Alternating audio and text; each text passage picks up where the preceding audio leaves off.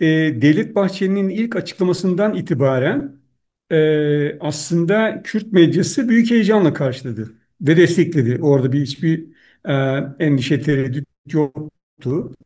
Ama İktidar medyası da öyle. İktidar medyası e, aslına bakarsan Devlet Bahçeli'den sonra bir süre daha sakin, biraz uzak baktı meseleye. Fakat ne zaman ki Tayyip Erdoğan da devreye girdi ki biliyorsunuz o biraz geç girdi devreye. Tayyip Erdoğan da devreye girip bu süreci desteklediğini açıkladıktan sonra onlar açısından da bir tereddüt kalmadı ve desteklemeye başladılar. Fakat muhalif medya, ben CHP'ye yakın medya demiyorum, genel olarak söylüyorum. Muhalif medyaya baktığınızda ise orada daha bir tereddütle karşılandı. İlk başta bunun ne kadar nasıl süreceği belli olmadığı için biraz da uzak davranıldı. Fakat ne zaman ki Abdullah Öcalan'ın çağrısı geldi, ondan sonra muhalif medyada da destekleyen kesimler arttı.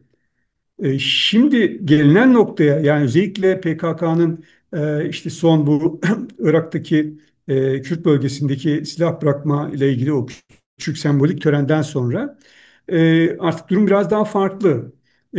Herkes artık şuna kani oldu ki evet, Abdullah Öcalan'ın çağrısına uyuluyor ve özellikle Kandil tarafındaki ve Türkiye'deki PKK'lılar silah bırakıyorlar.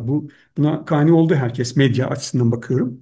Fakat yine de hala bir bekleme süreci söz konusu. Yani muhalif medyanın bir kısmı hala bunu tereddütle karşılıyor. Nasıl ilerleyeceğini bilmiyor.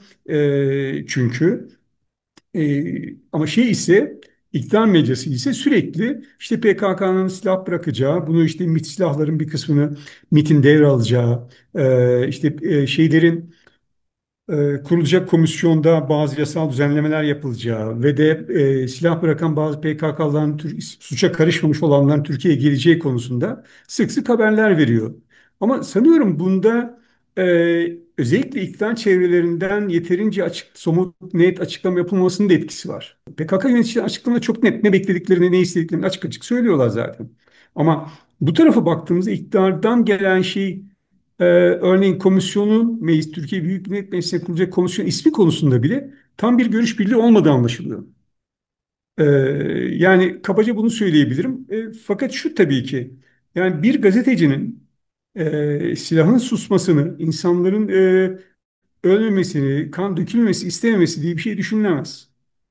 Gazetecilerin her zaman her koşulda barıştan yana olması gerekir. Barış gazeteciliği yapması gerekir. O nedenle de evet, eğer şu anda bu barış süreci ya da barışa giden yolda eğer bazı aksamalar varsa da bize düşen gazeteci olarak bu aksamaları ortadan kaldırmaya çalışmak. Ve tabii ki bu sorunun sadece bir silah sorunu olmadığını, bunun temelinde çok daha başka sosyal ve siyasal nedenler yattığını da ortaya koyup asıl bunları çözülmesini istemek. Çünkü yoksa bugün silah bırakılır, yarın başkaları silah alır. Yani bunun olması için sorunun temelde çözülmesi için biz gazetecilerin çaba harcaması gerekiyor. Medyanın barış gazeteciliği ilkelerini, kurallarını uygulaması gerekli. Barış gazeteciliği nedir?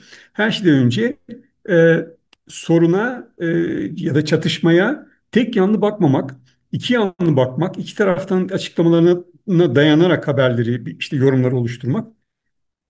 Ama daha önemlisi sadece çatışmaya odaklanmak değil de onu yaratan sorunlara odaklanmak, sorunu daha geniş boyutlu görmek ve geleceğe odaklanmak gerekir. Aslında temel olması gereken şey bu. Barış Gazeteci'nin özü bu zaten. Sözcü Gazetesi'nin haberine gelince gerçekten bir defa birincisi o 200 sayısı çok afaki bir sayıydı.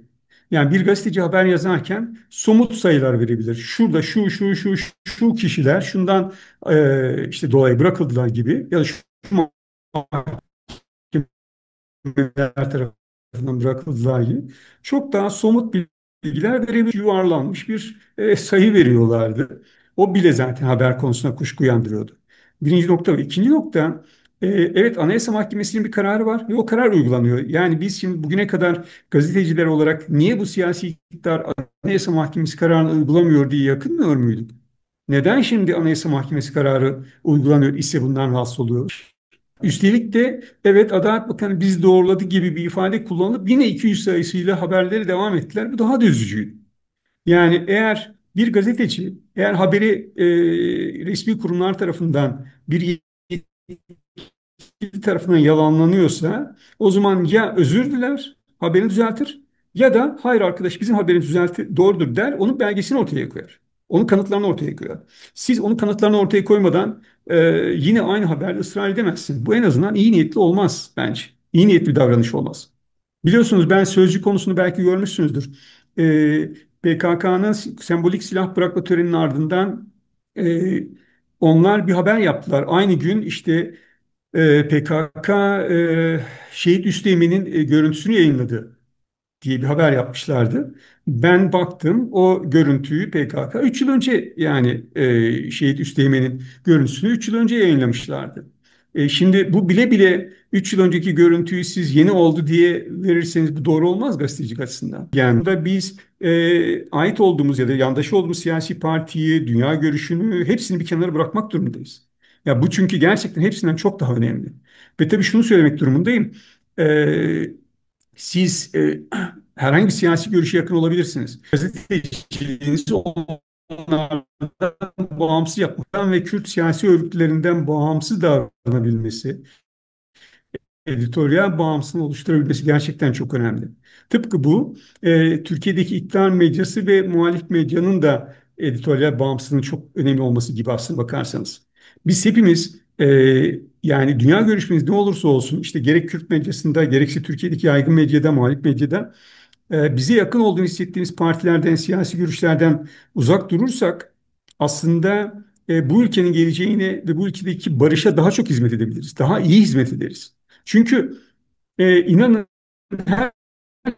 herkesin eleştiriyi, Cumhuriyet Halk Partisi'nin herkesin de, benim de, sizin de hepimizin eleştiriye ihtiyacı var. Ama siz kendinizi bir tarafa ait hissederseniz, bağımsızlığınızı önem vermezseniz bu sefer eleştiremezsiniz. Yani şu gün maalesef ben Kürt medyasında da böyle bir çizgi görüyorum.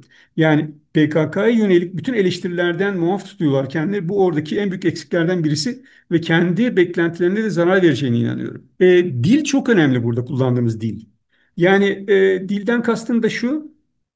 Bu ülkedeki herkesin farklı beklentileri olabilir. İşte şu anda yaşanan şeyleri çok farklı değerlendirebilir. Ama önemli olan bu noktada kimsenin kimseyi kırmadan, geçmişte yaşanan her şeyi bir kenara bırakarak geleceğe bakması değil. Hani hep söylenir ya bu ülkede yaşayan herkes işte birbirinin dostudur, öyle olmalıdır denir. Onu sağlamanın yolu da zaten dilimizi değiştirmekten geçiyor. Gerçekten dostane, gerçekten barışçı bakıştan geçiyor.